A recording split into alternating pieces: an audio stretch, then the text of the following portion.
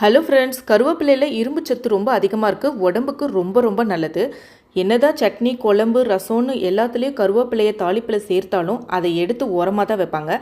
இந்த மாதிரி ருசியான பொடியாக செஞ்சு கொடுங்க. குட்டீஸ்லேருந்து பெரியவங்க வரைக்கும் எல்லோரும் விரும்பி சாப்பிடுவாங்க. 1 கப்பு உளுந்து, 1 கப்பு கடலைப்பருப்பு, 1 ஸ்பூன் ஜீரகம், 1 ஸ்பூன் மிளகு, இதுதாங்க மெஷர்மெண்ட்டு. ஈரமில்லாத சுத்தமான வாணலில் பருப்பு வகைகளை பொன்னிறமாக வறுத்து எடுத்துக்கோங்க. காரத்துக்கு ஏற்றுற போல் மிளகாப்பழம் 10 மிளகாப்பழம் சேர்த்துருக்கேன். கட்டி பெருங்காயம் நல்ல மணமாக இருக்கும். கட்டி பெருங்காயம் நல்லா பொரியிற மாதிரி வறுத்து எடுத்துக்கோங்க. கருவேப்பிலையை தண்ணியில் நல்லா அலசி சுத்தமாக எடுத்து தண்ணியை வடிய வச்சு ஒரு நாள் மட்டும் நான் நிழலில் காய வச்சு அதையும் வடசட்டிலே போட்டு வறுத்து எடுத்தாச்சு. தேவைக்கு ஏற்றாற் உப்பு. ஃபஸ்ட்டு பருப்பு வகைகளை பொடி பண்ணி எடுத்துகிட்டு வந்துடலாம். பாதி அளவுக்கு கொரகொரப்பாக மஞ்சதுக்கு அப்புறமேட்டு கருவேப்பிலையும் சேர்த்து நல்லா பொடி பண்ணி எடுத்து ஈரமில்லாத ஒரு ஏர்டைட் பாக்ஸில் போட்டு வச்சுக்கிட்டிங்கன்னா சூப்பராக இருக்கும். 6 மாதத்துலேருந்து 1 வருஷம் வரைக்கும் கெடாது.